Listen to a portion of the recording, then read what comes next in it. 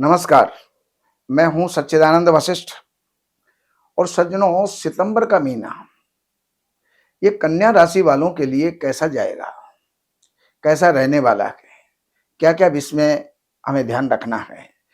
तो अगर हम इसमें सेहत की बात करें तो सेहत में थोड़ी सी उग्रता रहेगी, स्वभाव में थोड़ी सी उग्रता रहेगी, उसको आप कंट्रोल में रखिएगा।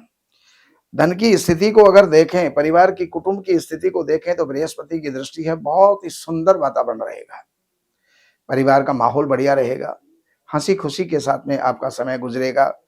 और इसके साथ ही भाई बंधुओं के साथ, मित्रों के साथ अच्छा मेल जोल और व्यवहार होगा। अगर हम बात करते हैं किसी भी धन प्रॉपर्टी वाहन के लिए, तो कुछ ऐसे योग बनेंगे कि आप खरीद फरोख्त कर सकते हैं। प्रॉपर्टी का लाभ हो सकता है, वाहन का लाभ हो सकता है। अच्छे आनंद के साथ में ये महीना आपका गुजरेगा। पढ़ाई के क्षेत्र में अगर हम बात करें विद्यार्थियों के लिए, तो उनका भी सामान्य तौर पर चलेगा, उसमें अच्छा रिजल्ट आपको मिलेगा। अगर हम शत्रुओं की बात करें, रोगों की बात करें, कर्जों की बात करें, अदालत की बात करें, तो उसके अंदर ये आपको विजय प्राप्त होगी। कर्जे कुछ कम होंगे, रोग कुछ कम होंगे, लेकिन आकस्मिक दुर्घटना हो सकती है, उसका ख्याल रखें। व्यापार आपका, दांपत्य जीवन अगर उसकी हम बात करें तो मिला जुला व्यवहार आपका होगा, मिला जुला उसमें जो है सुख आपको प्राप्त होगा। लेकिन अगर आयु की बात करें तो बहुत बढ़िया है, आयु में कोई खतरा नहीं है। भाग्य आपका सुचारू रूप से चलता रहेगा, भाग्य में वृद्धि होगी, दूर की यात्रा करेंगे। और अगर हम कर्म की बात करें तो कर्म के अंदर वृद्धि होगी, कारोबार कोई नया हो सकता है, या जो चल रहा है उसमें तरक्की हो सकती है। आप नौकरी पेशा हैं तो प्रमोशन हो सकता है। यानी कुल मिलाकर के और आपके कारोबार की स्थिति बढ़िया रहेगी। आय का क्षेत्र सुखद है, लेकिन खर्चों के अंदर 12वें स्थान में आपके केतु विद्यमान है, उसका ख्याल आपको रखना होगा।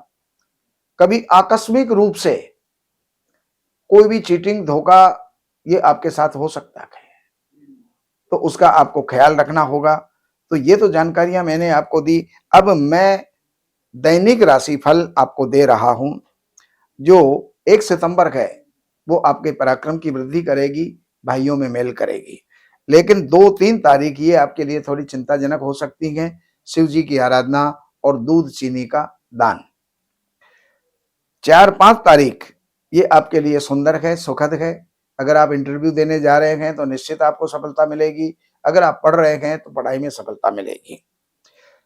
6-7-8 तारीख इसके अंदर आपको काफी सावधान रहना होगा, क्योंकि किसी के साथ कोई विवाद हो सकता है। तो विवाद की निवृत्ति के लिए अपने आप पर जो है कंट्रोल रखना ही सबसे बड़ी विजय है। और 9-10 तारीख ये आपके माहौल को, पति पत्नी के बीच में दो सहयोगी यानी पार्टनर, उनके बीच में अच्छा तालमेल बना के रखेगी। लेकिन 11-12 तारीख आपके स्वास्थ्य के लिए ठीक नहीं है। 11-12 तारीख में कोई दूरगामी यात्रा है तो उसको स्थगित करें, शिव जी की आराधना करें, दूध का दान करें। और 13-14 तारीख, 15-16-17-18 तारीख तक ये आपके लिए अच्छा संयोग है। इसमें कोई भी रुका हुआ कार्य है उसको आप पूर्ण कर लें, पूरा हो जाएगा। मेहनत तो आपको ही करनी पड़ेगी, लेकिन जो कई पुरानी जो योजना बनी हुई है उनको आप साकार करेंगे और वो हो जाएगी। 19-20-21 तारीख इसके अंदर आपको विशेष ध्यान देना होगा। किसी प्रकार का कोई इन्वेस्टमेंट ना करें, देन लेन ना करें। खर्चे आपके अनायास आपके पास में आएंगे और कुछ नुकसान भी इस समय पर हो सकता है।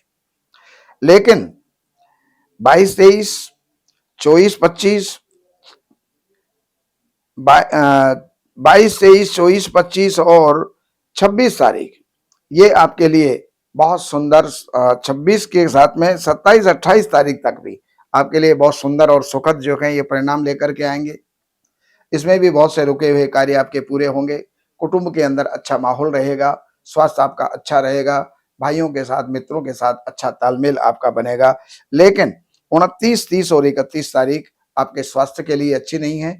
इस समय पर आपको भगवान शिव की आराधना करते हुए और दूध का दान आपको करना चाहिए, जिससे कि मन के अंदर बेचैनी और परेशानी ये आपकी समाप्त हो। ये जानकारियाँ मैंने आपको दी। बाकी जानकारियों के लिए इन नंबरों पर संपर्क करके कार्यालय से अपॉइंटमेंट लेकर के, लेकिन कार्यालय से अपॉइंटमेंट जब ही लें जब आपके पास में जन्म की डिटेल है, तारीख है, महीना है, सन है, समय है, जन्म स्थान है।